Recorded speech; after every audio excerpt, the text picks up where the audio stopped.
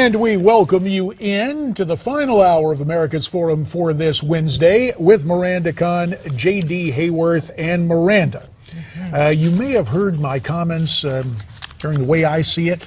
Comments, I know. Yes. Strong opinions. And I have some strong opinions on what went down yesterday afternoon on the floor of the Congress of the United States. And what went down, well, was any effort to stop the president's unconstitutional amnesty. The vote 257 to 167 for the bill, quote, as the media calls it in D.C., a clean funding for the Department of Homeland Security. So you weren't in favor of what the Speaker of the House did? Not really in favor of it, nor is our next guest. We're very pleased to welcome from Capitol Hill, with this morning's View from the Hill, Reid Ribble, Republican from Wisconsin. He's a member of the House Committee on Foreign Affairs, also a member in good standing of the Republican Study Committee. And while Reid is there on the phone, joining us from Newsmax New York for the entire hour, our friend Ford O'Connell. Oh, and I stand corrected. Reid is joining us via Skype. It's just that, Reid, as I looked at you unflinching in that lens of the camera, maybe your resolute demeanor has to do with the degree of disappointment. Your take on that vote yesterday and how things turned out. Well, I think there's a couple of different ways you can look at this, J.D. First of all, we did have a movement by a group of us to try to use a procedural maneuver that the members got a chance to vote on, but we didn't get to 218 to do it, which would have sent the bill back to the Senate one more time to try to go to conference. As you're aware, I mean, you spent some time here, so you understand the idea when the Senate and the House have differing opinions. The way you work those out are in a conference committee. You get a report out of that committee, and each chamber gets to vote on it up or down. We thought that was our best shot at getting something done over there, and particularly one to get at this illegal amnesty that the president's done. However, we couldn't get to 218 votes on that, so then the Speaker brought to the floor of the House a clean DHS bill, which is what the Senate passed, and that passed with about 75, 76 Republicans and the bulk of the Democratic conference. And so it was disappointing because it seemed like we just kind of stopped there. However, I can count to 60, and I don't know that we could have ever gotten it through the Senate. And if the president vetoed it, I know for sure there were not the votes to override it. And so it might have been a de facto occurrence, but I felt we should have stayed in the fight.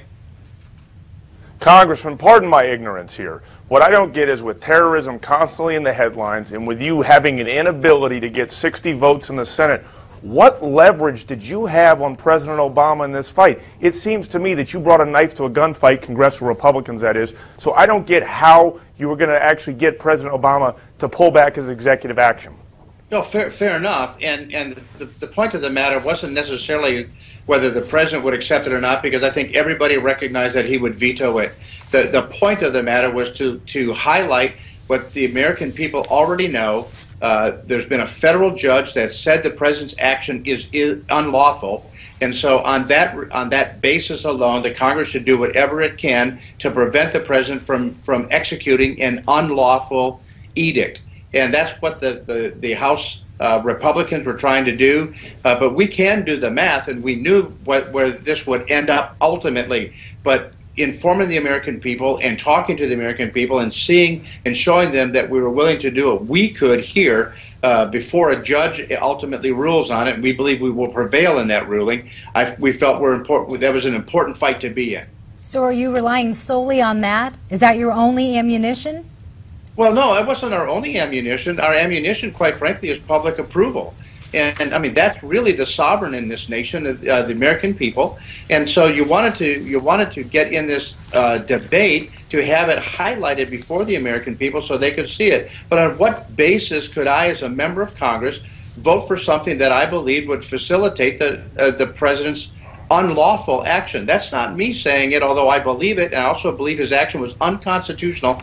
Article 1, Section 8 gives the power of naturalization. And by the way, there's a very important word in there. It's called uniform naturalization. What the president did here is made naturalization non-uniform. He said, for this class of people, we're going to do it this way. For another class, we're going to do it this way. That's not a uniform naturalization program, so I believe it was also unconstitutional. Therefore, I couldn't support it. Amen, Reid. And to my friend Ford, part of our consultant class in D.C., here's the fundamental problem. The base doesn't blame conservatives if they try and fail. They blame conservatives if they fail to try. And the notion of taking this as a fait accompli and saying, well, the responsible thing to do is full funding, when it is blatantly illegal and unconstitutional, it has real bearing on what's ahead, to wit, this notion of an executive order on taxes.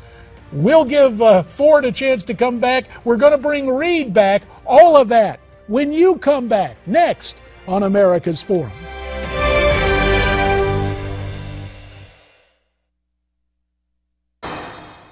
So frustrating, because we don't think we should actually have to fund something that the president 22 times said that he couldn't do. A federal judge is put in place to say that you can't actually execute on that. Why should we have to include that in the funding bill? Do you feel betrayed? Do you feel betrayed by John Boehner from putting that on the floor? No, look, we're very supportive of the speaker, who was in a very difficult spot.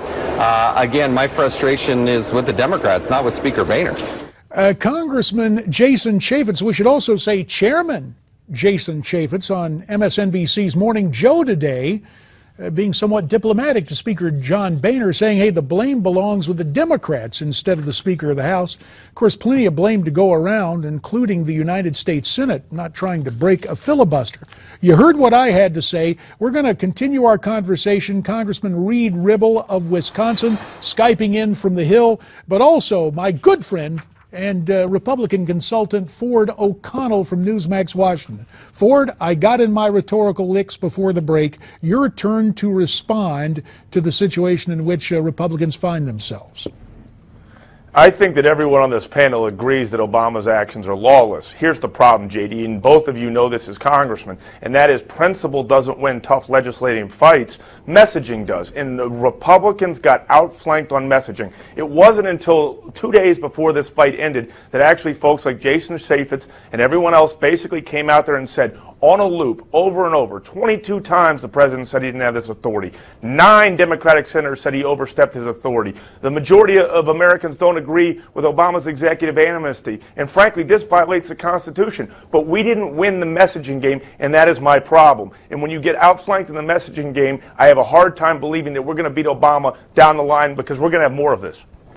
Well, you know, Reid, with all due respect to my friend Ford, that kind of sounds like a rationalization. We ain't ever going to outflank them on the alphabet networks and from a couple of cable networks. You got to stand on principle. But to the point I want to make, Reid, leadership, whether it's the House or the Senate, you know, the Senate didn't try to break a filibuster. It didn't dare the Democrats to keep it in session and filibuster on behalf of delaying any type of vote. How much of this belongs with the Senate, Reid?